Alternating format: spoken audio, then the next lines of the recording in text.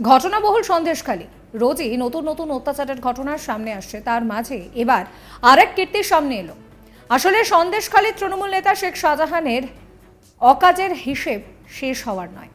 সন্দেশখালীতে এবার এক চাঞ্চল্যকর তথ্য সামনে এসেছে। এবার ভিডিওকে মারধরের ঘটনায় নাম জড়ালো সন্দেশখালীর বেতাজ বাদশার অনুগামীদের। 2019 সাল নাগাদ তৎকালীন ভিডিও ছিলেন কৌশিক ভট্টাচার্য। তিনি বেতাজ বাদশাহ শেখ শাহজাহানের অনুগামীদের কাটমানির বিরোধিতা করেন, আর সেই কারণেই তাকে এলাকার 2 নম্বর পঞ্চায়েত প্রধান ও তার শাগরেদরা মেরে হাসপাতালে পাঠিয়ে দেয়। বিডিও সাহেবের অভিযোগ যে তাকে মারধর করা হয়েছে। তিনি অভিযোগ দায়ের করেন বেরমজুর 2 নম্বর গ্রাম পঞ্চায়েতের প্রধান সিদ্দিকী মোল্লা এবং সন্দেশখালী গ্রাম পঞ্চায়েতের প্রধান দিলীপ মল্লিকের কাছে। এছাড়াও আরও কয়েকজনের বিরুদ্ধে তিনি অভিযোগ করেন। অর্থাৎ সন্দেশখালীতে গত কয়েক বছর ধরে যে ঘটনা প্রবাহ চলছিল তা কিন্তু অব্যাহত। জনরোষের মাধ্যমে সেটা প্রকাশ পেয়েছে এলাকার বাসিন্দাদের কাছে। এ নিয়ে আমার কলিগ তপনের রিপোর্ট দেখাবো আপনাদের। সন্দেশখালীর পরিস্থিতি মোটের উপর শান্ত থাকলেও চাপা উত্তেজনা রয়েছে এলাকার বাসিন্দাদের মধ্যে। তবে সন্দেশখালীর যার নামাঙ্কিত বলা যেতে পারে, এখন যার নাম নিয়ে এত চর্চা, সেই শেখ শাহজাহান কোথায় তা নিয়ে কিন্তু এখনও চলছে নানা রকম চাপানুতর। কারণ গত 2 মাস হতে চলল, এখনও পর্যন্ত শেখ শাহজাহান অধরাই। পুলিশ চেষ্টা চালাচ্ছে, এটা যেমন আমরা জানতে পারছি, তেমনি এলাকার রাজনৈতিক নেতা নেত্রীরা অর্থাৎ বিরোধীরা তারা বিভিন্ন সময়ে সন্দেশখালীতে ঢোকার চেষ্টা করেছেন, তাদের বাধা দেওয়া হয়েছে।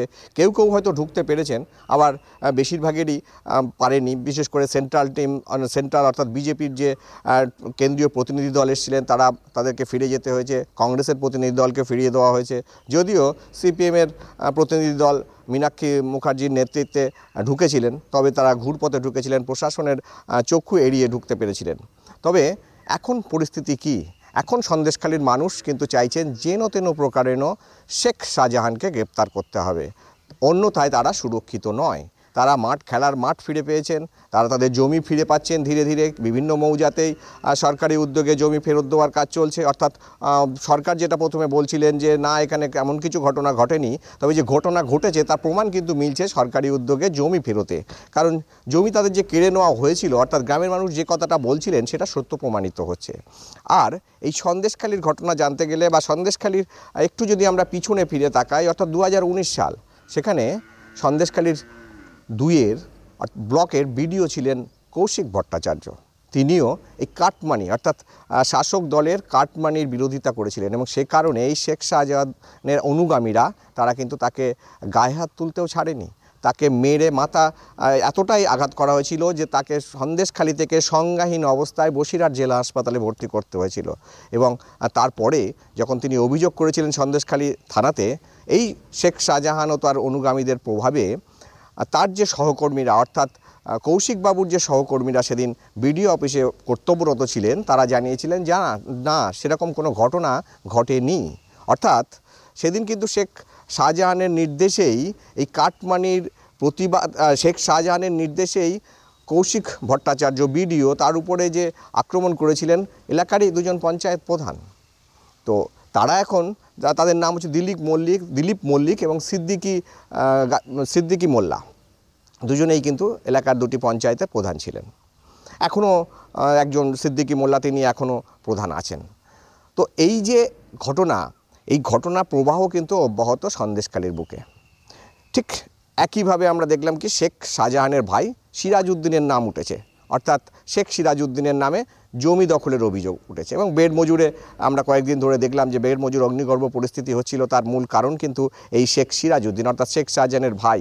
শেখ শাহজাহানের নাম ভাঙিয়ে তার বাইক বাহিনী ব্যবহার করে এলাকার পঞ্চায়েত প্রধানের সহযোগিতা নিয়ে শেখ সিরাজউদ্দিন তিনি এই ঘটনা ঘটিয়েছেন।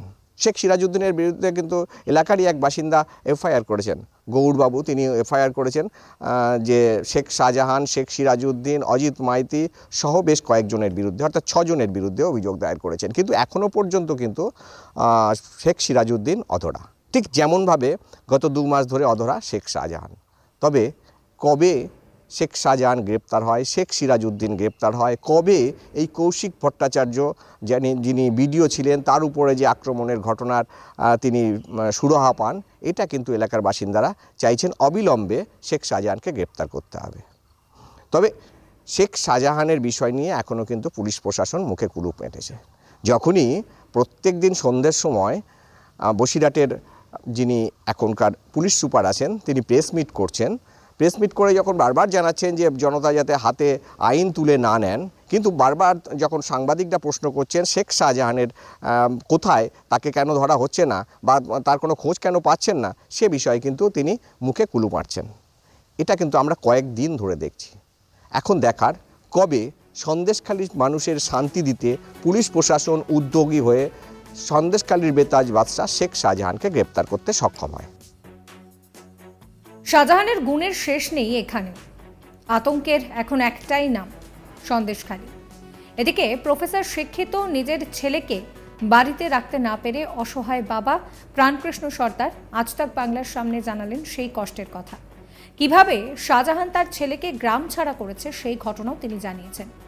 যত দিন যাচ্ছে তত বেশি করে শেখ শাহজাহানের গুণের তালিকা সামনে আসছে। জমি দখলের পাশাপাশি চলত স্থানীয় মহিলাদের তুলে নিয়ে গিয়ে তাদের উপরে নারকীয় অত্যাচার। এবার আজ তাক বাংলার ক্যামেরার সামনে ধরা পড়ল সেই কাহিনী। প্রাণকৃষ্ণ সর্দার কি বলছেন শোনাবো। হ্যাঁ, আচ্ছা, এই জমিটাও আপনারই ছিল? হ্যাঁ। আচ্ছা, আপনার ছেলে কি করতেন? আপনার ছেলে এখন থাকে না কেন?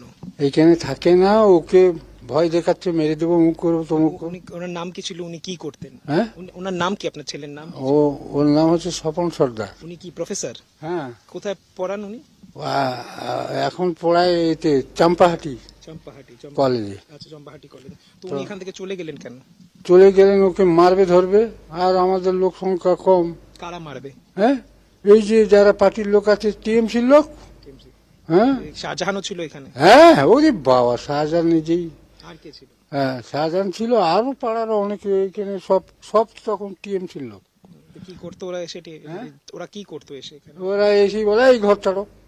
হ্যাঁ, লোক পাঠিয়ে দিত সব। শাহজাহান রাত্রি এসেছিল, দিনের বেলা আর আসেনি। হ্যাঁ। আর কেউ আসতো শাহজাহান ছাড়া? হ্যাঁ, আর শাহজাহান আর সব ওই ইয়ং ছেলেদের দিয়ে দিয়েছে, গুলি বন্দুক নিয়ে আসে, এই ঘর ভাঙো। হ্যাঁ, আমাদের ঘরগুলো ভেঙে।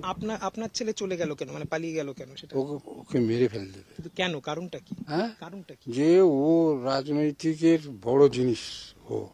হ্যাঁ, আর এই সন্দেশখালীর ভিতরে ওই হচ্ছে স্থানীয় নেতা ছিল আপনার ছেলে? হ্যাঁ, আপনার ছেলে স্থানীয় নেতা ছিল? না, নেতা না, ওই এই আদিবাসী বিকাশ পরিষদেই করতো।